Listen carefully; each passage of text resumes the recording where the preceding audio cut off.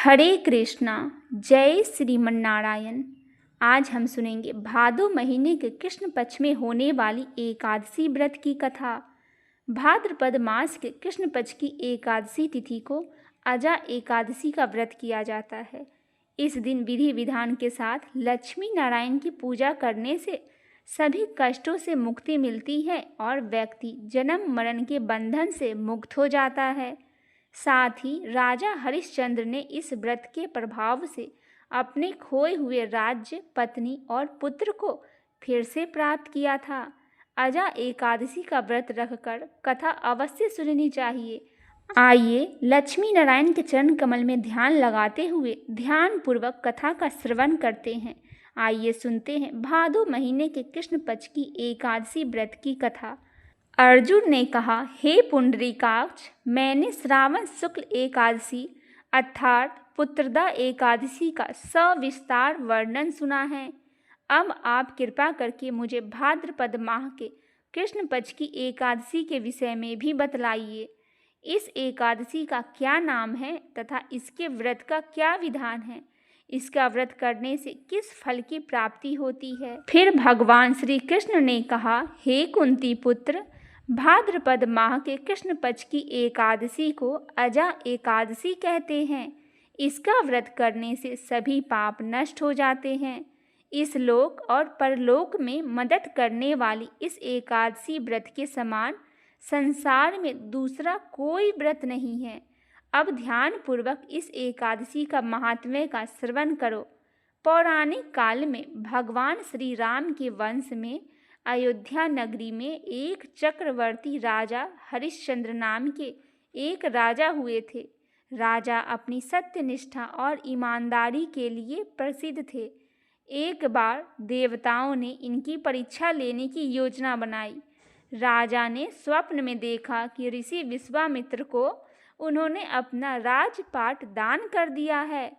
सुबह विश्वामित्र वास्तव में उनके द्वार पर आकर कहने लगे, तुमने स्वप्न में मुझे अपना राज्य दान कर दिया है। राजा ने सत्यनिष्ठ व्रत का पालन करते हुए संपूर्ण राज्य विश्वामित्र को सौंप दिया। दान के लिए दक्षिणा चुकाने हेतु राजा हरिश्चंद्र को पूर्व जन्म के कर्म फल के कारण पत्नी, बेटा एवं खुद को भी बेचना पड़ा। हरिश्चंद्र को एक डोम ने खरीद लिया जो शमशान भूमि में लोगों के दाह संस्कार का काम किया करता था। स्वयं वह एक चंडाल का दास बन गया और उसने उस चंडाल के यहाँ कफन लेने का काम किया, किंतु उसने इस आपत्ति काल में भी सत्य का साथ नहीं छोड़ा। जब इसी प्रकार उसे कई वर्ष बीत गए तो उसे अपने इस नीच कर्म पर बड़ा दुख हुआ और वह इससे मुक्त होने का उपाय खोजने लगा। वह सदैव इसी चिंता में रहने लगा कि मैं क्या करूं, किस प्रकार इस नीच कर्म से मुक्ति पाऊं। एक बार की बात है, वह इसी चिंता में बैठा था कि गौतम ऋषि उसके पास पहुँचे। हरिश्चंद्र ने उन्हें प्रणाम किया और अपनी दुख भरी कथा सुनाई। राजा हरिश्चंद्र के दुख भरी कहानी सुनकर महर्षि गौतम भी अत्यंत दुखी हुए और उन्होंने राजा से कहा, हे राजन, भादो माह के कृष्ण पक्ष की एकादशी का नाम अजा है। तुम उस एकादशी का विधान पूर्वक व्रत करो तथा रात्रि को जागरण करो, इससे तुम्हारे सभी पाप नष्ट हो जाएंगे। महर्षि गौतम इतना कहकर आलोप हो गए। अजा नाम की एकादशी आने पर राजा हरिश्चंद्र ने महर्षि के कहे अनुसार विधान पूर्वक उपवास तथा रात्रि जागरण किया। इस व्रत के प्रभाव से राजा के सभी पाप नष्ट हो गए। उस समय स्वर्ग में नगाड़े बजने लगे तथा पुष्पों की वर्षा होने लगी। उन्होंने अपने सामने ब्रह्मा, विष्णु, महेश तथा देवेंद्र आदि देवताओं को खड़ा पाया। उन्होंने अपने मृतक पुत्र को भी जीवित तथा अपनी पत्नी को भी राजसी वस्त्र तथा आभूषण में परिपूर्ण देखा। व्रत के प्रभाव से राजा को पुनः अपने राज्य की प्राप्ति हुई।